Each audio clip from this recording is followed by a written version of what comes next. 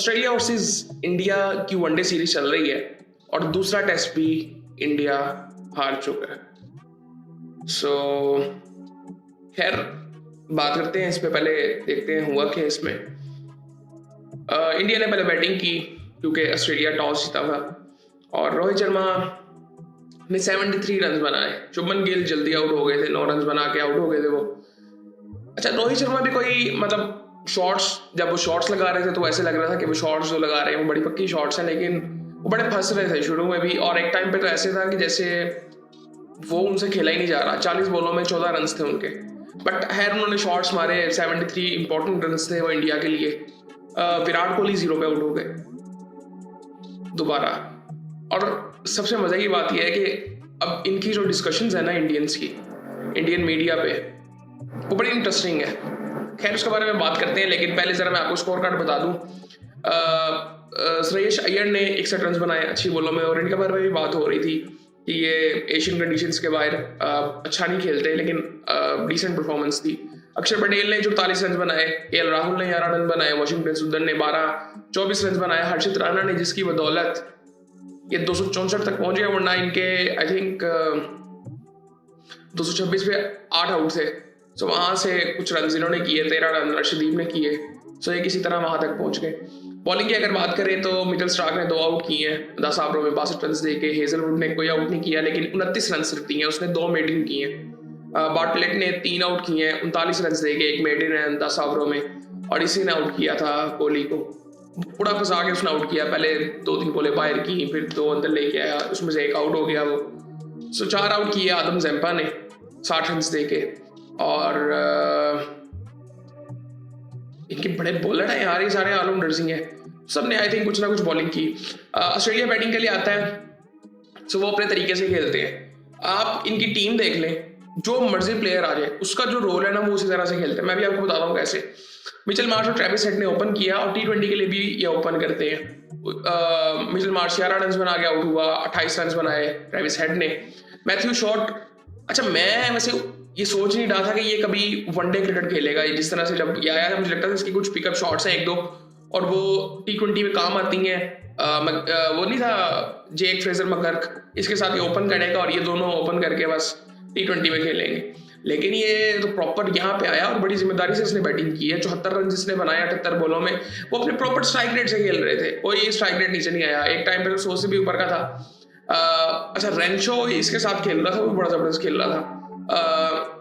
30 run उसने बनाए 30 बॉलों में। एलेक्स कैरी जल्दी आउट हो गया था। कूपर कनोली ने, अब इसकी इनिंग देखें, कूपर कनोली किस नंबर पे खेल रहा है? 6ठे नंबर पे आ रहा है ये कूपर कनोली। 61 रन उसने बनाए 53 बॉलों पे, 115 का स्ट्राइक रेट।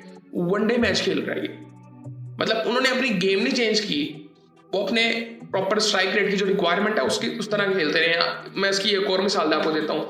मिचेल ऑन, इसका कभी सोचा था कि ये भी T20 में आ जाएगा?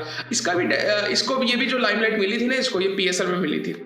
हालांकि PSL में इसकी कोई इतनी खास परफॉर्मेंस नहीं थी, बट इसको लाइमलाइट वहां मिली थी। इससे पहले बिग बैश वगैरह खेल चुका था, लेकिन जो लाइमलाइट मिली थी जिसकी वजह से ये फिर IPL में गया और अब ऑस्ट्रेलिया की टीम में है। इस तरह बहुत खिलाड़ी हैं, मतलब अगर आप इस तरह कभी कंपैरिजन करेंगे ना किस लीग ने ग्लोबल क्रिकेट को प्लेयर्स दिए हैं, तो PSL उसमें टॉप पे आएगा।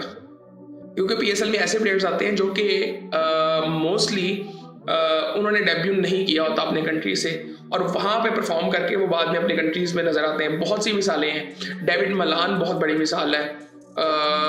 फिल सॉल्ट है, वो शायद पहले खेला था मुझे नहीं पता, लेकिन वो लाइमलाइट में उसकी वजह से ही आया था।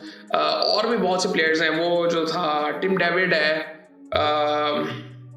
बहुत से हैं, और मैं नाम इस वक्त बोल रहा हूँ, बहुत से प्लेयर्स ऐसे हैं। सो खैर उसके बाद मिचेल ऑन ने 36 रन बनाए 23 बॉलों में, 156 का स्ट्राइक रेट। और ऑस्ट्रेलिया के एंड पे 8 आउट हो जाते हैं। वो एंड में आउट होते जा रहे थे, वो भी आउट होते जा रहे थे, लेकिन उनका स्ट्राइक रेट नीचे नहीं आया। सो उन्होंने 47वें ओवर में मैच जीत लिया था। 265 रन उन्होंने किए। बॉलिंग की अगर बात करें इंडिया की, तो 2-2 आउट किए हैं जी। अर्शदीप ने, हर्षित राणा ने, वॉशिंगटन सुंदर ने, और 1-1 आउट किया है जी सिराज और अक्षर पटेल ने। चांसेस भी इंडिया ने दिए हैं काफी ऑस्ट्रेलिया को। लेकिन यहाँ पे एक सवाल आता है कि अर्शदीप क्यों नहीं खेल रहा? और इनकी आप अगर टीम देखेंगे इंडिया की, तो ये ऑलराउंडर्स इतने ज्यादा क्यों हैं? वाशिंगटन सुंदर, नीतीश कुमार रेड्डी, अक्षर पटेल, ये सारे ऑलराउंडर हैं। क्यों भाई? वनडे की टीम में भी ऐसे ही अब आई थिंक ये थोड़ा सा इनको देखना चाहिए। और आई डोंट थिंक सो कि इतने अहम मैचेस हैं। सो ठीक है, इन्हीं कंडीशंस में आपने वर्ल्ड कप भी खेलना है तो आप इनको खिलाना चाहते होंगे तो आप इनको यहाँ पे खिला रहे हैं। सो खैर ये चीज़ मेरी समझ से बाहर है और ये इन्हीं चीज़ों पर पहले बातें करते थे। और फिर दूसरी एक चीज़ ये, आज मुझे बड़ा अजीब लगा कि इंडियन मीडिया पे रिस्पेक्ट ऑफ द गेम के बारे में बात हो रही है। ये चीज़ें इंडियन मीडिया डिस्कस करे, ये कैसे हो सकता है? आज वो कर रहे थे। सो उनका कहना ये था कि जी विराट कोहली मतलब वो मेंटली तौर पर रिटायर्ड हो चुके हैं बस, और अब 1-2 मैचेस में शायद वो रिटायरमेंट दे भी दें, शायद आज वाला मैच आखिरी होता उनका। बिल्कुल हो सकता है, लेकिन उसमें इनका एक कहना था कि जब उन्होंने एक मिसाल दी, उन्होंने कहा कि जब हम देखते हैं ना कि देखते थे रोहित शर्मा प्रैक्टिस कर रहे हैं, मीडिया पे उनकी इतनी खबरें होती थी, चाहे पीआर होती थी, लेकिन विराट कोहली के बारे में हम सुनते नहीं थे कि वो कोई प्रैक्टिस कर रहे हैं, ना वो डोमेस्टिक खेलते हैं, ये सारी बातें खैर होती रही। सो उन्होंने कहा कि फिर क्रिकेट ने दोबारा, क्रिकेट भी तो बताती है ना फिर वो कारमा, वो रिस्पेक्ट ऑफ द गेम, कि अगर गेम की रिस्पेक्ट नहीं करेंगे, वो सारी बातें खैर हुई। खैर इनके बारे में वैसे कह तो नहीं सकते, लेकिन इनडायरेक्टली वो ऐसी बातें हो रही थी वहां पे। सो अब किसी हद तक बात ठीक है, लेकिन बात ये आती है जब आपकी टीम पे आया तो आपको रिस्पेक्ट ऑफ द गेम याद आ गई है। आप पिछले कुछ सालों से कर क्या रहे हैं खुद, as a nation, as a national team और एज अ बीसीसीआई, आप लोग कर क्या रहे हैं? आप लोगों ने, आप सिर्फ यहां की बात कर रहे हैं, ये पूरी दुनिया में ये इस चीज में बदनाम हुए पड़े हैं इस वक्त। दुनिया को चीजें समझ आती हैं, दुनिया बोलती इस वजह से नहीं है क्योंकि यहां से पैसा जनरेट होता है, सिर्फ एक ये वजह है, अदरवाइज किसी को कोई परवाह नहीं है।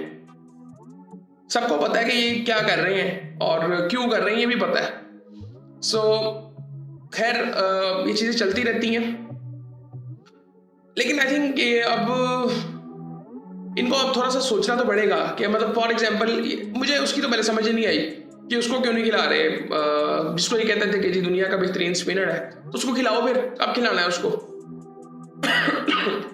जायसवाल बाहर बैठा हुआ है तो उसके बारे में काफी बातें हो रही हैं कि अगर विराट कोहली अगले मैच नहीं खेलते, जो कि मुझे लगता है उसको खेलना चाहिए, और अगर रिटायर होना भी है तो बता के हो जाए, नहीं बताना वो भी ठीक है, मैं उससे भी बड़ा हूँ वैसे कि आप बताएं ना, आप मैच खेलें, आप उसके बाद आराम से कह दें, क्योंकि ये सूट भी करता है। सो आई थिंक कोई इतनी खास बात नहीं है। अभी एक वनडे पड़ा हुआ है, फिर T20 है, तो T20 में भी इनको देखते हैं कि T20 में क्या करते हैं। और इन्हीं कंडीशंस में वनडे वर्ल्ड कप होगा 2027 में साउथ अफ्रीका में जो है। और मैं आपको दोबारा बता दूं, 1 साल पहले पाकिस्तान, ऑस्ट्रेलिया, साउथ अफ्रीका को वनडे T20 हरा के गया था। ठीक है, तो ये जो बातें होती है ना, ये कि जी गैप बहुत ज्यादा है क्रिकेट का, ये सिर्फ इस वजह से नजर आता है कि वो क्रिकेट बहुत ज्यादा खेलता है। इंडिया क्रिकेट बहुत ज्यादा खेलता है। पाकिस्तान को आप देखें, पाकिस्तान उस तरह टेस्ट मैचेस नहीं खेलता, पाकिस्तान ने मेरे ख्याल से अगले साल टेस्ट मैचेस खेलने हैं। Same for one-days. अब ये वनडेज के भी जो फॉर एग्जांपल ये रोहित और विराट कोहली की बात हो रही है, वनडे क्रिकेट तो वैसे बड़ी कम होती है, तो उन बेचारों को तो मैचेस वैसे कम मिलेंगे, वो प्रैक्टिस कैसे करेंगे? वो जो मैच प्रैक्टिस एक रहती है इंसान की, वो कैसे रहेगी? वो T20 और टेस्ट मैचेस तो खेल ही नहीं रहे। अब T20 क्रिकेट बहुत ज्यादा होती है। सो ये सारी खैर चीजें हैं, और बाकी आई थिंक चीजें चल रही हैं और काफी इंटरेस्टिंग चीजें हो भी रही हैं। पाकिस्तान ने ODI और T20 स्क्वाड अनाउंस किया है, अच्छा लग रहा है, डिसेंट है, थोड़ी सी उसकी सेंस बन रही है, डिफरेंट है बट सेंस उसकी थोड़ी बहुत बन रही है किसी हद तक।